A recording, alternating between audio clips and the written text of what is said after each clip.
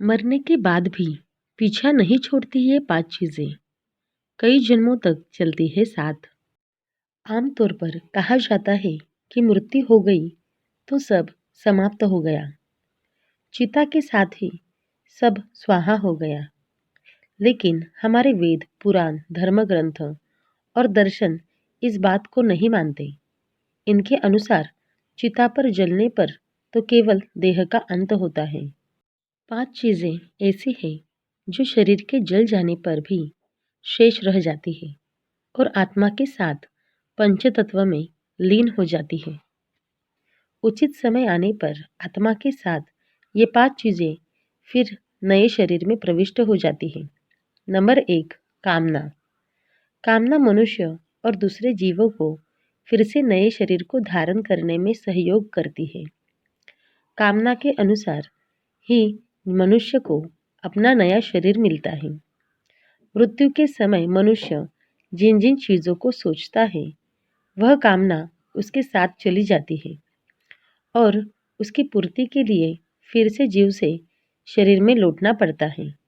इसलिए धर्म ग्रंथों में कहा गया है कि मृत्यु करीब आने पर सब चीज़ों की इच्छा त्याग करके ब्रह्म का ध्यान करना चाहिए।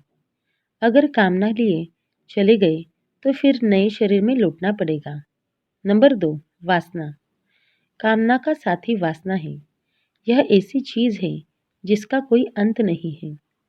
मृत्यु शैया पर भी लोग वासना से मुक्त नहीं हो पाते हैं। संसारिक सुख की चाहत ही वासना है। मनुष्य मरते समय भी अपने जीवन साथी, बच्चों, परिवारजनों के बारे में सोचता रहता है। उनसे मिलने वाले सुख दुख को सोचता रहता है। अधूरी चाहतों को लेकर झटपटाता रहता है। इसी झटपटाहट में उसके प्राण निकल जाते हैं। विष्णु पुराण में राजा भरत की कहानी है। उसकी चाहत उसके प्यारे हिरण के बच्चे में थी। उसे सोचते हुए राजा के प्राण निकल गए। अगले जन्म में राजा को स्वयं हिरण के रूप में जन्म लेना पड़ा। इसलिए कामना और वासना को मृत्यु के करीब आने पर मन पर हावी न होने दे। नंबर 3, कर्म। मनुष्य जीवन भर कर्म करता है, चाहे वह अच्छा हो या बुरा। गीता में कहा गया है कि कोई भी मनुष्य बिना कर्म किए एक पल भी नहीं रह सकता। मृत्यु करीब आने पर आत्मा शरीर द्वारा किए गए कर्मों की स्मृति को समेट लेती है। ये कर्म ही मनुष्य को परलोक में सुख और दुख देते हैं और इन्हीं के परिणाम से अगले जन्म में अच्छा बुरा फल प्राप्त होता है। कर्म की गति तो ऐसी है कि 7 जन्मों तक पीछा नहीं छोड़ती है। महाभारत में एक अच्छा उदाहरण मिलता है। बानों की शैया पर लेटे हुए भीष्म ने जब श्री कृष्ण से पूछा कि मुझे ऐसी मृत्यु क्यों प्राप्त हुई है, तो श्री कृष्ण ने उन्हें 7 जन्म पूर्व की घटना याद दिलाई। 7 जन्म पूर्व भीष्म ने एक अधमरे सांप को उठाकर नागफनी के कांटों पर फेंक दिया था। नंबर 4, कर्ज। किसी से कर्ज ले तो उसे मरने से पहले जरूर चुका देना चाहिए। लिया गया कर्ज और दिया गया कर्ज दोनों ही जन्म जन्मांतर तक पीछा नहीं छोड़ता है। गरुड़ पुराण में लिखा है कि कर्ज लेकर मरने पर कर्जदाता जब परलोक में आता है तो अपना कर्ज का धन वापस मांगता है। उस समय यम के दूत कर्ज लेकर मरने वाले का मांस काटकर कर्जदाता को देता है, लेकिन कर्ज का बोझ यही नहीं उतरता है।